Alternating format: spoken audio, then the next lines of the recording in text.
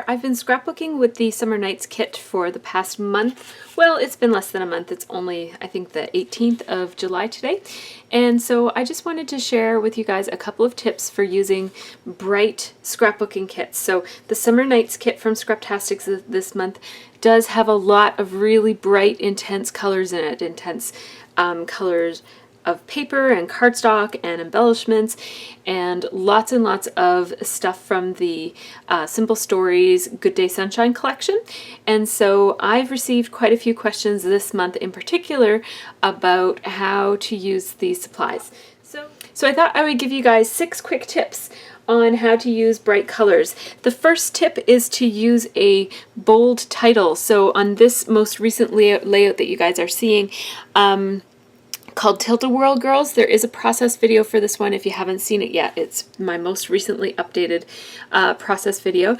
And for this one, I used a bold title in that I chose a black title, and it's fairly, it has high contrast against that yellow background that it's on.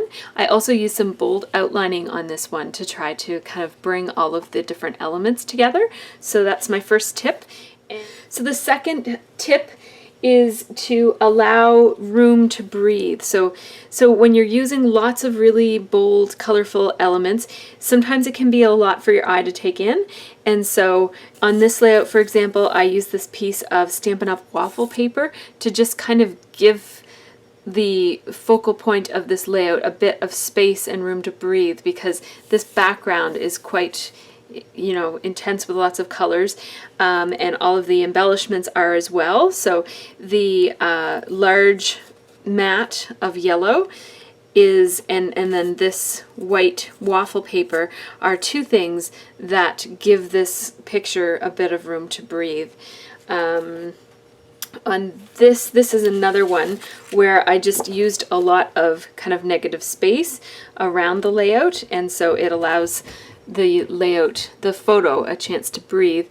And then again right here, I didn't fill in all of the white space on this layout. So for example, there's lots of space around the word sugar, and then there's also kind of like white space here, which normally I would have filled this in. This is trapped white space, which is, you know, it kind of goes against one of the design principles, but I really wanted this layout to have an airy kind of light feel to it, and so that's why I just let that kind of, it allows these embellishments to kind of breathe when I've got a bit of space between them.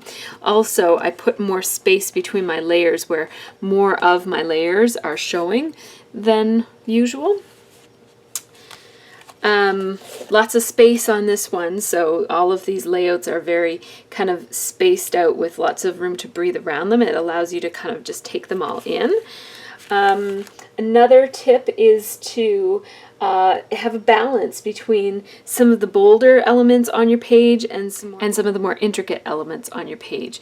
And so this one is a great example of that, whereas, you know, this bold background is certainly it kind of hits you first, and then this is another fairly bold element on this layout, is this strip of squares. And the title is bold and the word hello is bold, but then I have this kind of intricate design on the Polaroid frame that just provides a little bit of balance. And then also the embellishments on this are fairly intricate, like they're small in scale compared to some of the larger things. There's also you know, some bold elements on this one, like these strong diagonal lines, which are kind of here, here, and here, and then there's kind of strong horizontal elements on this. But then on the font of the word go, there's this very intricate design that provides just kind of a little bit more interest. There's also kind of intricate designs here and here as well. Another tip is to use repetition.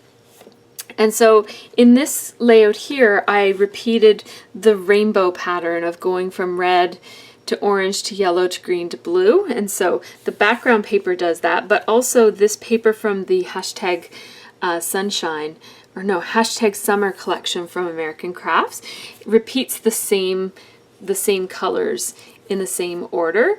And then there's also this embellishment here that repeats those colors in that same order. And there's this flare badge that repeats those colors. So I've got kind of a rainbow theme going on where this same pattern is repeated in a bunch of different places. There is repetition on this one as well, where the colorful diagonal line it's here, it's repeated here, and then it's also repeated here. So that kind of brings you boom, boom, boom through the layout. There's lots and lots of repetition on this one where I'm kind of repeating arrows, I'm repeating hearts, I'm repeating circles, I'm repeating brads. So there's lots and lots of repetition there. Oh, this is another layout that shows the balance between bold and intricate. So here we have these two bold chevron patterns, but then all of my other embellishments are fairly intricate. So we've got like little hearts and brads and paint splatter and that sort of thing. The fifth tip that I have for you guys is to use some type of an edging to bring things together. And I didn't use that in every single layout, but for me, obviously, one of the forms of edging that I use the most often is outlining. So I did outline on this one. And on this one, as I mentioned before, I used a really bold outline. Because it kind of stands up to the bold pattern. I used bold outline on this and a bold outline on the yellow paper, but then I used a thinner outline on some of the smaller elements here. So outlining is something that can really kind of give you a sense of cohesion on a layout with lots and lots of colors and lots of things going on. So in this example, I outlined my three main pattern papers just to bring them all together because they otherwise would have a fairly different look to them. And on this one, I brought these kind of seemingly different elements because this was a chevron that I cut out of a paper, but then this was a sticker and they have a different finish. So this is matte like a paper and then this is shiny like a sticker, and it has a different pattern on it, and it wasn't actually a chevron. I kind of put two stickers together to make that shape. And so what I did was I outlined with sewing instead of with marker on this one, just to make those elements kind of appear like they go together a little bit better. So my sixth and final tip is to pull out a single color. So if you're feeling really overwhelmed by all of the colors in a kit, you can always look really hard to find a certain color. So there's not a whole lot of red per se in this kit. I mean, red comes up in a lot of different places, but it doesn't necessarily strike you when you look at the overall kit as a kit that has a ton of red in it.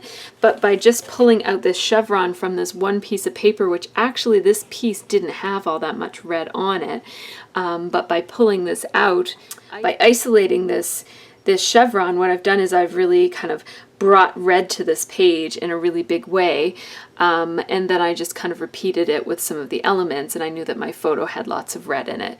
So that's just an example. There was another layout recently that I did where a kit that came had a whole bunch of different colors in it, and I did the layout about Naomi. I'll insert the picture so that you can see what I mean, but my Naomi layout was very yellow dominant, even though the kit itself wasn't necessarily a yellow dominant kit.